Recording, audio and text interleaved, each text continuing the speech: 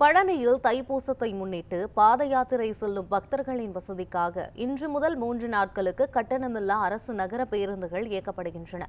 இதுகுறித்த கூடுதல் தகவல்களை நமது செய்தியாளர் ஹரிஹரசுதன் வழங்க கேட்கலாம். ஹரிஹரசுதன், விவரங்கள் என்ன, சொல்லுங்க. யுவராணி, பழனியில் தைப்பூச திருவிழா கடந்த 5ஆம் தேதி கொடியேற்றத்துடன் தொடங்கியது. தைப்பூச திருவிழாவின் முக்கிய நிகழ்வான தேரோட்டம் நாளை மாலை நடைபெற உள்ளது. முன்னதாக இன்று 6ஆம் நாள் திருவிழாவான இன்று திருக்கல்யாண நிகழ்ச்சியும் நடைபெற உள்ளது. தைப்பூசத்தை முன்னிட்டு பழனி கோவிலுக்கு தமிழகம் மட்டுமன்றி வெளிமாநிலங்களிலிருந்து ஏராளமான பக்தர்கள் தற்போது பாத யாத்திரையாக வந்த வண்ணம் உள்ளனர். தைப்பூச திருவிழாவிற்கு வரும் பக்தர்களின் வசதிக்காக பல்வேறு ஏற்பாடுகளை திருக்கோவில் நிர்வாகமும் மாவட்ட நிர்வாகமும் செய்து வருகிறது.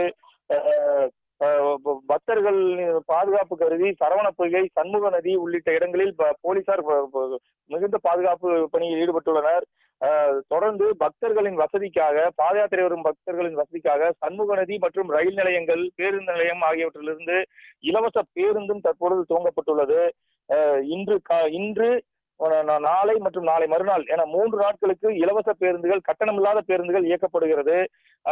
அரசு பேருந்துகளின் கட்டணத்தை திருக்கோவில் நிர்வாகமே ஏற்றுக்கொள்வதாகவும் அறிவிக்கப்பட்டுள்ளது. மேலும் இன்றும் நாளை மறுநாள் ஆகிய 3 நாட்களுக்கு மலைக்கோவிலில் கட்டணங்கள் ரத்து செய்யப்பட்டு தரிசனங்கள் இலவசமாக, கட்டணமில்லா தரிசனமும் அறிமுகப்படுத்தப்பட்டுள்ளது. பக்தர்களின் வருகையை முன்னிட்டு சுகாதாரம், இருப்பிடம், கழிவறைகள் உள்ளிட்ட பல்வேறு ஏற்பாடுகளை திருக்கோவில் நிர்வாகம் செய்துள்ளது. யுவராணி, விவரங்களுக்கு நன்றி ஹரிஹரசுதன்.